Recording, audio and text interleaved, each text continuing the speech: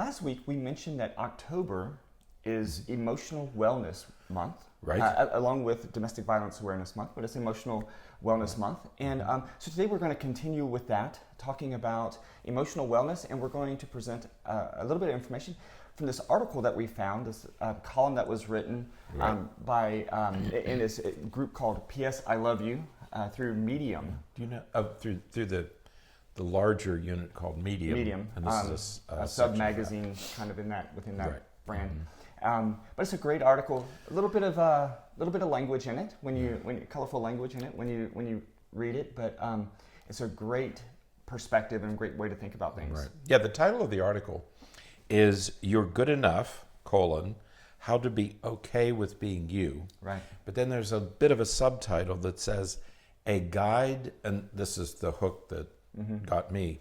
A guide to living in a world of constant comparisons. Right. And this is that, and you kind of already know what's happening with that. It was written by a gentleman by the name of Ayo.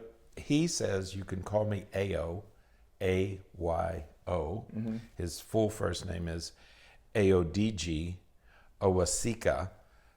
But he said, you can call me Ao. And he's sort of playful in the beginning, and then it gets more playful as you go along. Yeah. He has a very lighthearted approach to this very important topic, but It's a lighthearted approach. Yeah. And he says about him, what I like, he doesn't take himself too seriously. He said, I'm just a guy who loves to write about life. Yeah.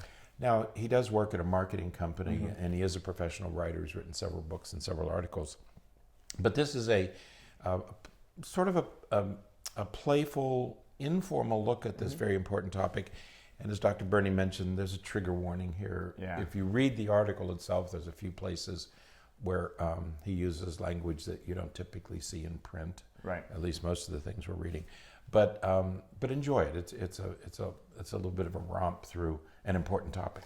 Absolutely, because and as you said, that little subtitle is a hook, because we do live in a world of constant comparison. We live in a world where we're constantly monitoring things like social media and the news and television programs and reality TV, where we're looking to see how other people are living and comparing their lives, or what we at least see as their lives, to our lives. And many times we feel as though we fall short, or we're not quite living up to what other people are doing, and that makes us not feel very okay with who we are. That's right, and we've talked many times about the Facebook presentation.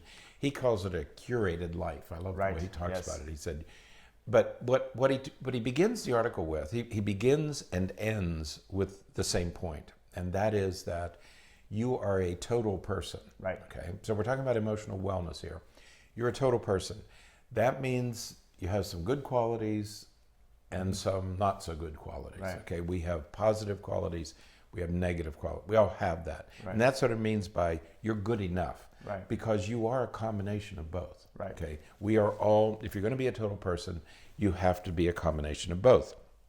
He said the problem is that when we judge ourselves, we tend to look at the negative parts of ourselves. Right. And I was able to spend some time with my adult son last week, and he and I were laughing about how we always look back at the mistakes that we made, or the shortcomings, or our what we call failings. And we were sort of laughing about it because both of us have had some failings. Right. And but you sort of overcome them, and that sort of stuff. Well, this article really puts it in perspective, because he says when you look at yourself, you tend to focus on the negatives. Right. I mean, I do that all the time. Yeah. Well, how have I screwed up? And we don't tend to think of the positives. Well, and what's funny is when there is a person who only focuses on the positive, we refer to that person as narcissistic or egotistical and braggadocious and those kinds of sort of somewhat negative terms. Right. But yes, we primarily focus on the negative. And we talk about this with kids all the time. That's right. Kids, by and large, kids want to be good. Right. And we mention that very often on this podcast. Right. But perhaps we need to make sure that we apply that to ourselves as well. Right. And he talks about, that's where he mentions this thing about we compare our real lives. I'm thinking of my real life, and you're comparing it to the curated lives of others, curated or or cleansed or Right. sanitized, that everybody else is living this wonderful, rich Right. life with just positive advantages, and that's really not the case. Right. He said nobody is like that. Right. And if you're always happy, there might be something wrong Probably something somewhere. wrong. I mean, if you're always happy and Right. nothing is ever upsetting you, either you're not doing enough, Right. or you should see a professional, because Right. you're not supposed to be happy all the time. Right. Well, I think that you mentioned that a couple of weeks ago with when we're talking about resilience, Right. and how there was an article that talked about perhaps those who are the most resilient. Right. There's really something wrong with them. A genetic mutation. That's right, that because you're not supposed to be like that all the time. That's right. Maybe they should be a little bit more affected by some of these traumas. And what he says, he makes the point that the reason we tend to focus on the negative is because it's the negatives that are probably dangerous. It's those things that create these negative feelings that are probably so. Biologically, it's what sets you up for the fight or flight response, Right. which is an adaptive mechanism. Right. And yeah, I talk about that with patients all the Right. time when they talk about these memories and flashbacks and stuff like that from past traumas. They say, well, why do I remember it the way that I do? And I said, well, that's your brain working to protect you, because you don't want to forget those things. That's right. Because if you forget them, then you end up putting yourself in a situation where you could be harmed again. That's right. Why do I keep remembering this thing? Right. Because this thing it's for some reason it's worth remembering. Right. But he said the irony and the struggle that we have is that brain-wise we're sort of cave people, but we're living in a highly stimulating environment. Right. The environment of the cave dwellers Right. was not nearly Right. as fast and stimulating as the environment we live in today. The opportunities for failure in cave dwelling days was limited. relatively limited, Right. because either too much failure, you didn't really have to worry about it. That's right. much longer. If you didn't survive, you either survived or you didn't. Right.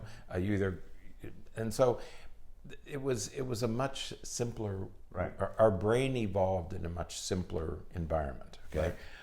And today's environment is much more complex, but we still have this primitive brain doing what what it's supposed to do, which is keep us alive. Absolutely.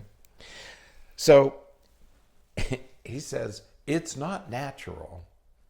So therefore, because of the way we're structured, Right. it's not natural to be beaming confidence all the time. Right. That there's something wrong with, I'm great every day. I'm great.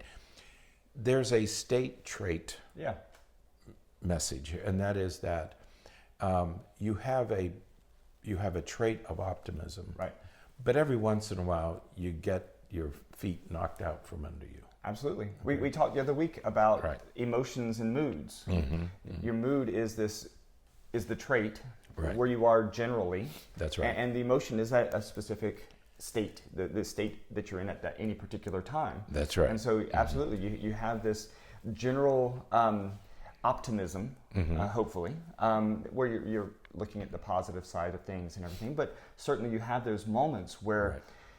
you are pulled down a peg or two, and you're things don't quite work out the way that you hoped right. that they would, or that you wanted them to, and you really have to sit back and reset and get started again. Or you had a great day at work and you went home and you encountered the wrath of Khan because Right. you forgot to lock the doors, or you Right. forgot to take the dog out, or you forgot to take the garbage out. And so we have these ups and downs, and Yeah. that's the point that he's trying to make.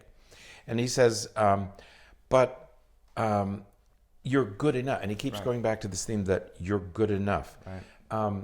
One of the things he mentions is the self-help section of bookstores, and they say, you can be great, you can be the greatest, you can Yeah. be this and you can be that. And all you have to do is think it and it will happen.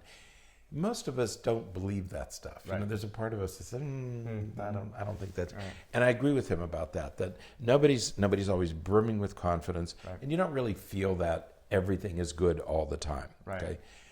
Then he mentioned something that I loved. He said, our species has in its DNA, Right. we have survived wars, plagues, infections, tragedies, starvation, and we have survived all of these things. Right. So somewhere in our DNA is resilience. Right. It's in our species. You may not feel it on a day in, day out basis, but somewhere inside us is this incredible resilience. Right.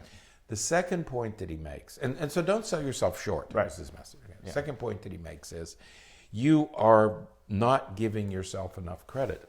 And I agree with him. If you're a parent, you're probably doing a pretty good job. You know, most parents do a pretty good job. Most workers do a pretty good job. All the time? No. But most of the time we do a pretty good job. Absolutely. I had my adult son. I have a 5-year-old grandson. Mm-hmm. He's a lot like you in some respects. He's very, very active, very high-spirited. Yes. And his parents have given him a pretty big arena to function in. Mm-hmm. And we were there on a Saturday and we were going to go out and he decided he wasn't going to go. Mm-hmm. Okay, I'm not going. So we're all ready to walk out the door. Mm-hmm. I'm not going to go. So eventually I said, okay, you guys go, I'll stay here with him. And as they were walking out the door, he said, I want to go, and he came with. And his parents were worried about that. And I said, well, you know, what do we do about that? And I said, wait a minute. I said, we've been together for 23. I said, he had a 15-minute period here, 10 minutes maybe. Mm-hmm. I said, the other 23 hours and 50 minutes of this day were pretty good, okay? Yes, he had one episode. He's 5 years old. He had one episode. Yeah. I'll take that any day. Absolutely. 10 minutes versus 23 hours and 50 minutes. Yeah. I'll take that any day. Okay. But we tend to focus on the 10 minutes of oppositional behavior. Right. You know, we do it with school kids. Right. What Absolutely. What are your grades? Yep. Oh, I got 5 A's and a B. What do you talk about? The B. The B. Right. Yep. You know, I got mostly C's and 1 F. What do you talk about?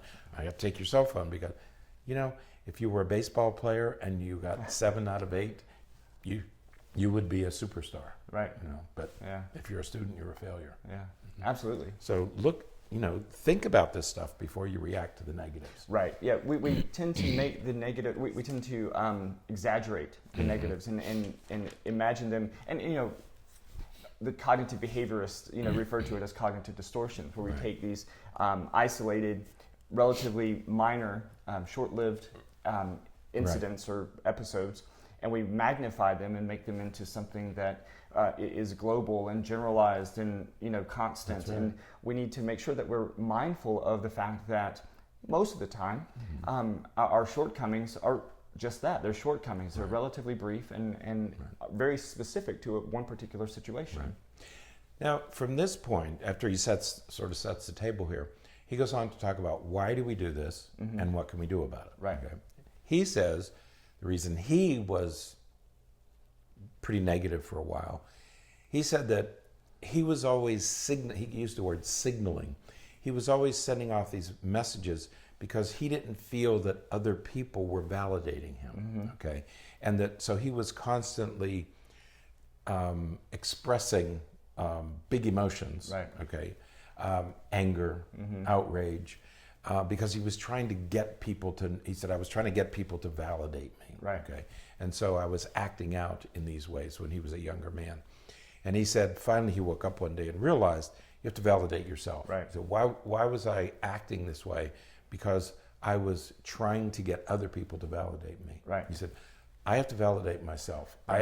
I have to act for the person in the mirror. Right. That's who I have to make happy. And I think that where he goes from there is, nobody else is going to validate you until you're validating yourself. That's nobody right. else is, and when you start doing that for yourself, then other people you find that other people are doing it too. So that's right. It increases just by you doing it for yourself. Right.